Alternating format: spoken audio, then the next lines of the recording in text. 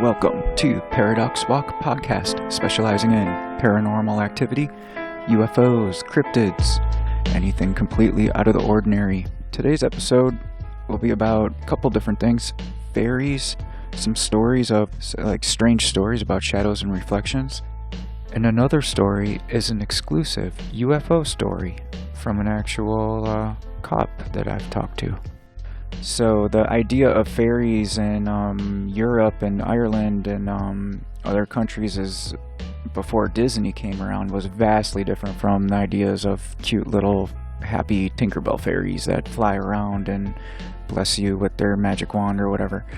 The original fairy stories sound like they are more like abduction stories, almost like demonic looking things. Without further ado, let's get on with the first story here.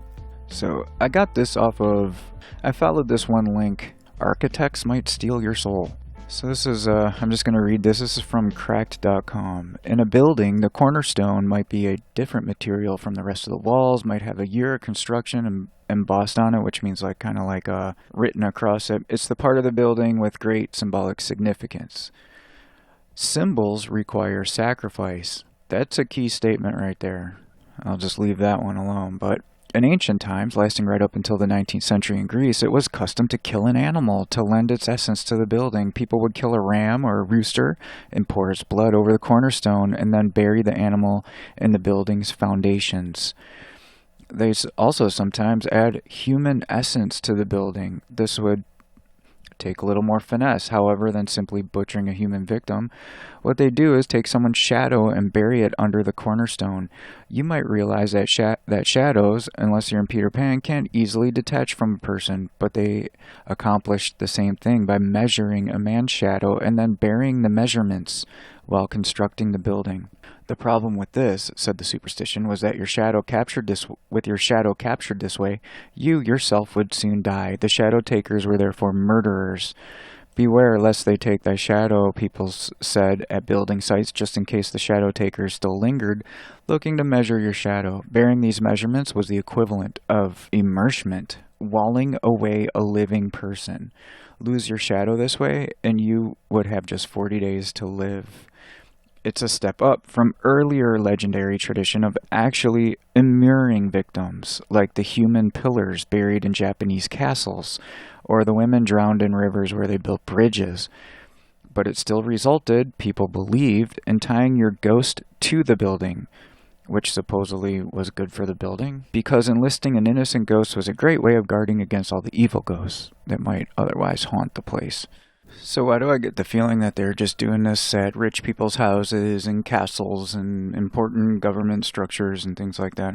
I mean, except the bridges, right? But I don't get the feeling from reading these things that they're doing this at the average poor person's house that they just happen to construct as a mud hut or something like that. I just have a feeling that these are just huge monolithic structures or something that they're, or like I said before, maybe the banker's building or a castle. But I don't have a feeling my great-great-great-grandpa living in Europe had human sacrifices or ram's blood on the cornerstone of his house. I don't know, just a feeling I get from reading this. I don't know, maybe I'm wrong, but anyway. So just getting back on this fairy thing real quick, before I forget. In these original stories, I don't know if they're from Ireland, they're difficult to track down, but I've heard that people say with some of their experience with fairies, trying to sneak up on them when they're sitting somewhere on a sunny day, they say that they've caught fairies taking out some weird knife and trying to cut away their shadow from the ground and steal it. Maybe it's the same type of thing. I don't know much about that, but it's just the strangest thing to hear. It kind of lends your mind to the idea that some of these things and creatures, their reality is a totally different type of reality than ours, would it not? How do you cut away a shadow and steal it? But people claim that that's a thing. And these things are also highly feared in different places in some regards. I've heard, I don't know if this is true or not, but I've heard the word stroke comes from fairy stricken. And the word from fairy stricken struck and turned into the word stroke. Fairy stricken was a word used for when a fairy takes the blood away from somebody's brain or something like that. Like the fairy had the power to cut off the blood flow or change the blood flow to the brain, and they called it fairy stricken and fairy struck.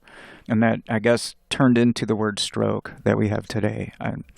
That's just what I've heard. There's a lot of etymology that's really interesting for these types of things. Like if you look up the guy, I think his name was Jordan Maxwell?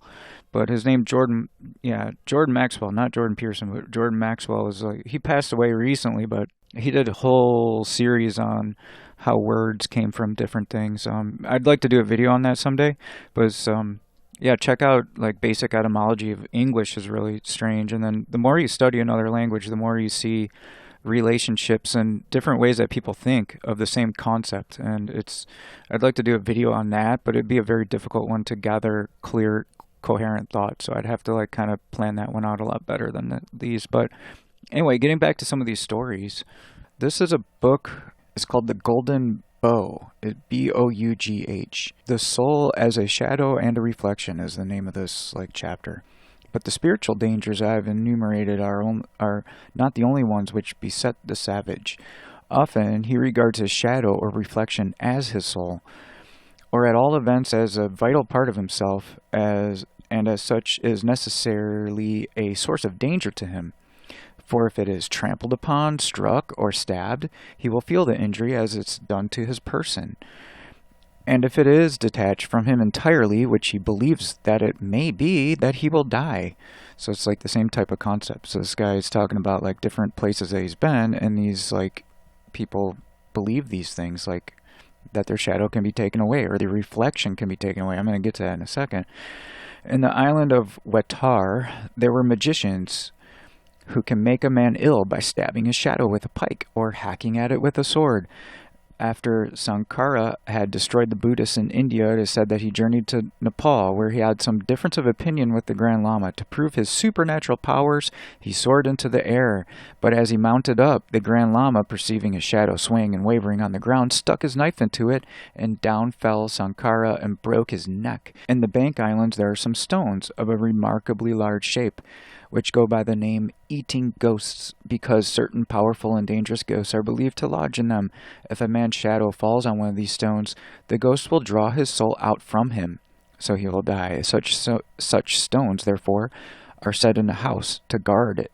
At a funeral in China, when the lid is about to be placed on the coffin, most of the bystanders, with the exception of the nearest kin, retire a few steps, or even retreat into another room, for the person's health is believed to be endangered by allowing his shadow to be enclosed in a coffin. And they do the same thing when the coffin's being lowered into the ground. They distance their shadows, that it shouldn't fall into the grave. Yeah, they don't let their...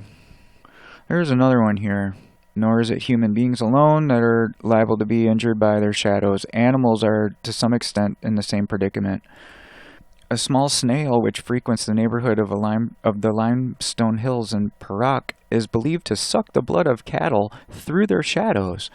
Hence the beasts grow lean and sometimes die from loss of blood.